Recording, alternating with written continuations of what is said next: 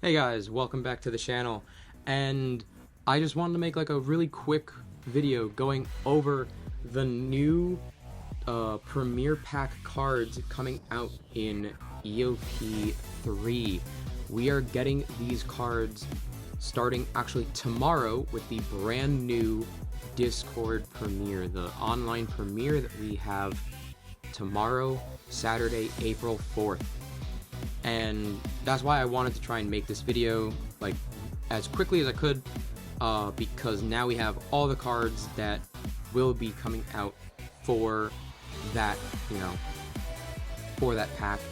And I just kind of wanted to make a video going over it and kind of like talking about it, because when I saw some of those cards for the first time, I was flabbergasted. I was like, oh my god, like, we're getting this?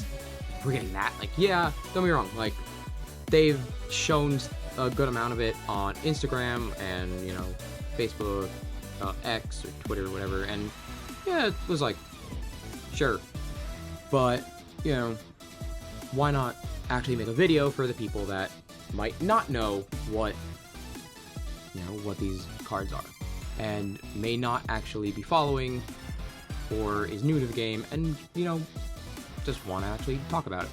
So, let's hop right into it. We have your collect page and scroll down.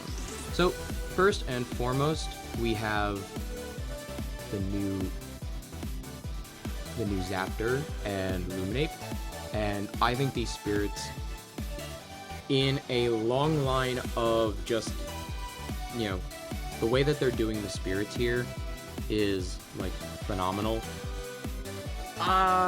Nothing more to say about it. Next up, though, Dougie and Comagma.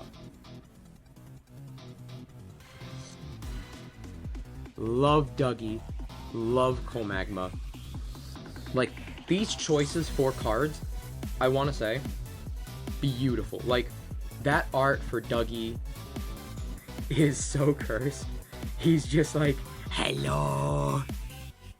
And it's just, oh god. And honestly, just having another like option to bling out a new card coming out in Sunstrike.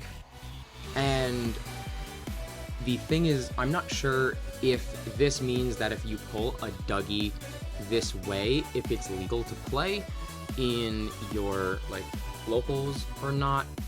That I'm not 100% sure, but he's just, this is just a crazy look at art. He's just, oh my god. But again, having another like nice looking art for Dougie is great, especially if you guys heard about the issues facing Sunstrike with the Stellars. We are sadly needing to wait for the Stellar Dougie, and because I think that they said that it was going to get pushed back, because they said that they were going to push the two Stellars that didn't get printed in Sunstrike, and move it to the upcoming mystery like Shattered Stars release. So I mean, I'm looking forward to that, I really am. But just having like another like alt art for Dougie is really nice. But Comagma, this is beautiful because Comagma hasn't had any form of like new like treatment for like forever, and I'm not gonna lie, it's just gorgeous. And I could be biased because like Comagma is just, it's an old card. It hasn't had any love. I mean, it came out in Frostfall, so the like quality of that card in Frostfall was just a little rough. It had like an alt art in Shattered Stars, but it wasn't hollow, so you really didn't have a chance to like hollow or bling out your Comagmas ever. And I think this is like probably the first time, if I remember correctly, that you could really bling out a Comagma without getting the serialized Stellar. So this is just gorgeous. I love it. And the pose, it's just beautiful. Next up, we have Smoltuga, Champ of Hephaestus. Now, I will say, I feel like there probably could have been a couple better spots for this. Sure, because this is going into the Sunstrike format. Sunstrike is kind of all about Hephaestus, with it being one of the 4 starter decks. You know, I get it. He's, you know, it's there, but, and we already had like an alt art for him in the tournament pack beforehand, so, you know, like that art kind of already existed just last, I think it was literally just last tournament pack. So the one that we're currently in, I believe, is the one that has Smoltuga already in it.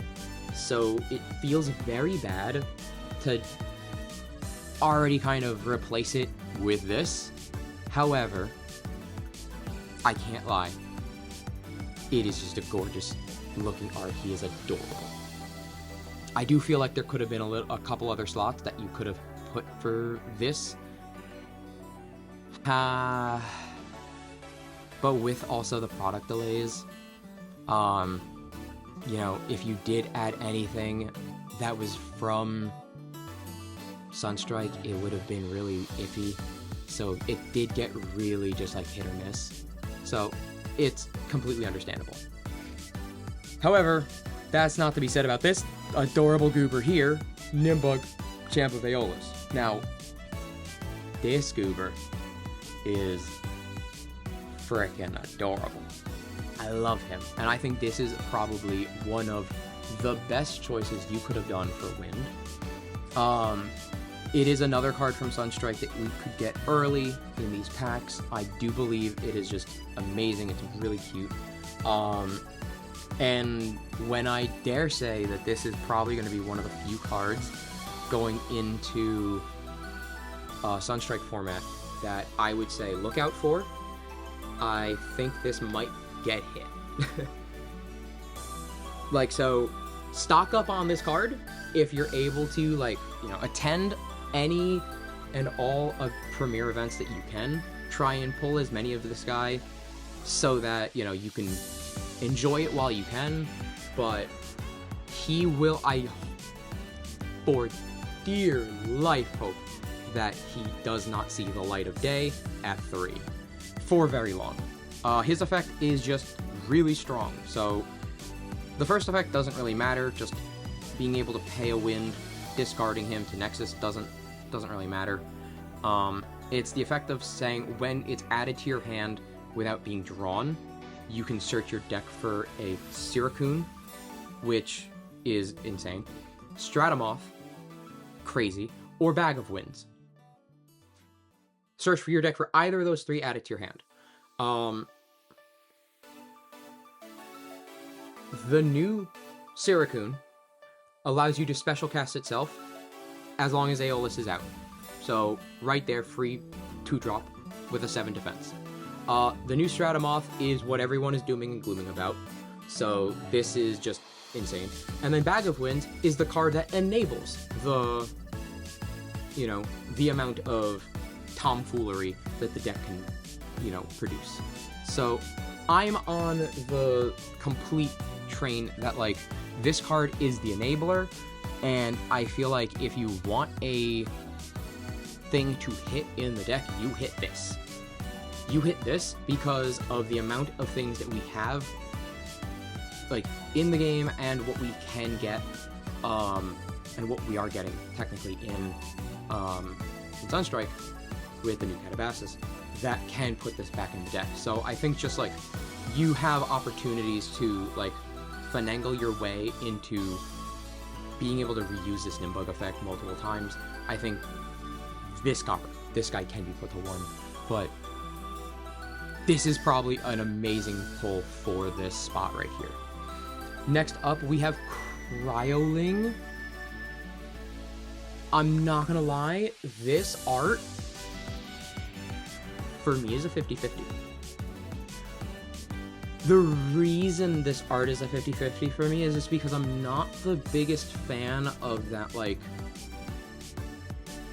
CG aesthetic,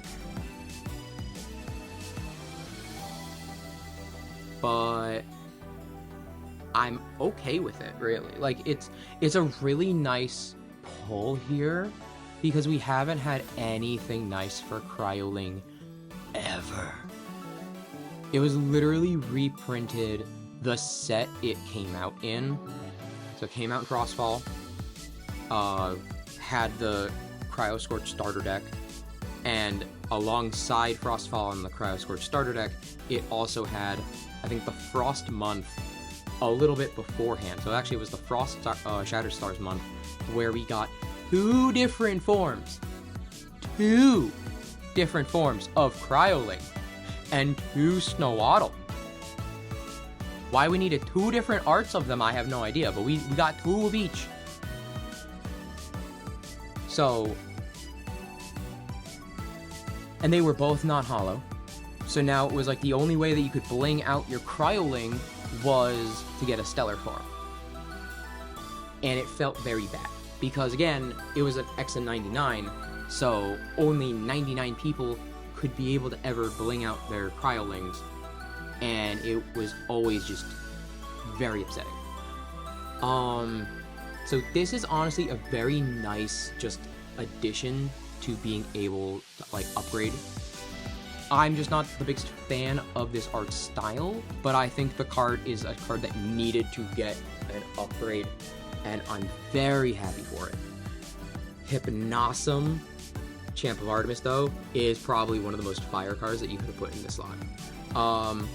It's another one of those new cards that we're getting in Sunstrike that is going to be key to any and everything that you want out of the set. It is probably one of the key pieces of removal that will get around a lot of the big towers. It's going to get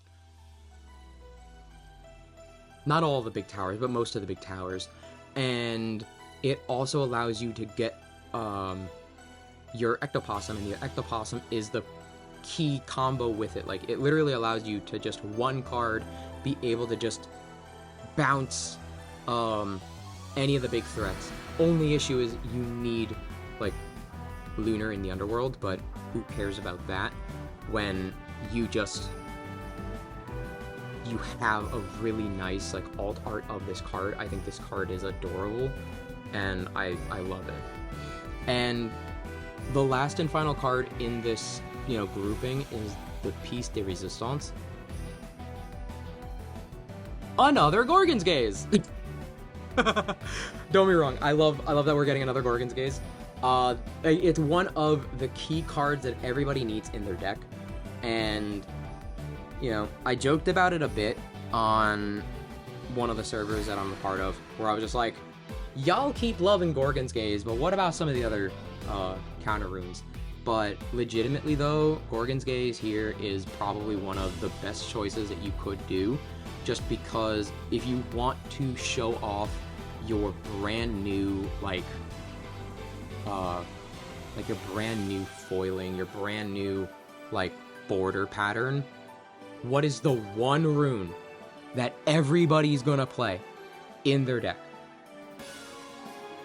Because I'm gonna tell you this, it's not gonna be Shield, it's not gonna be P-Box, even though I think next set P-Box is gonna be a card that everyone's gonna want to run. They should be running it in every deck next set, hands down. Like, if you're not running P-Box next set, I don't know what you're doing. But, like, it's not going to be PTA, it's not going to be Shield, it's not going to be P-Box, it's not going to be Altar Stars, it's not going to be Poison Nectar. What is not going to be Ambrosia? Because let's be real, I think actually there are some decks that are cutting Ambrosia entirely because they have alternative ways of healing that are more accessible and much better than Ambrosia. So what is the one rune that you honestly are going to be running out of max copy of 3 that is going to, A, make you want to bling out your deck if you do not have the full art, B, honestly look much better than the full art, in my opinion, and I say this after I just got my 3rd full art, and C, is a reason to also make you want to go and play in these premieres, because that is the whole point. Like, these cards are meant to kind of want to entice you to come and play in the premieres. And as a whole, like, what is the one card that I would say would want to be the biggest draw for you guys as a whole to get and try and, like, you know, get these premiere packs? Gorgon's Gaze. If there's any card, it's Gorgon's Gaze. I can joke about it all I want, like, oh, you know, did you forget about this? What about this guy? No. It's Gorgon's Gaze. This is the card that you want to entice people all the time with, because, like, hey, if there's any card that everyone's gonna run, it's always gonna be the Gorgon's Gaze. And just the way that the Omni looks, like, all the other elements look alright in the border, but the Omni border just looks fantastic. I love it. I love it. They did a phenomenal job with this pack. Like, with these marble borders as a whole, I think they did a phenomenal job. And I'm not gonna lie, because, like, it was marbling, and I think it just keeps the marbling. But then we look at the reverse, and the reverse pricing for this one is Quackle. It's an OG Quackle. So, not gonna lie, also a pretty nice card. So, it's a pretty old card, hasn't gotten much love, because I think the only time it's ever been printed as a Stellar was in the original Omphirial starter deck. So, having a chance to get another version of that Stellar is just really nice. And now having it in a much newer marble bordering is just peak. I really think they killed it, and they blew it out the water. Yeah, so, yeah, they did a phenomenal job with this. At least that's what I truly believe. But what do you guys think? You know, let me know down in the comments what you guys think about this premiere pack, and, you know, let me know what was your guys' favorite card from this set, and if it wasn't in this, what would you have put for one of the cards instead? But, you know, let me know, and I'll see you guys in the next one. Peace.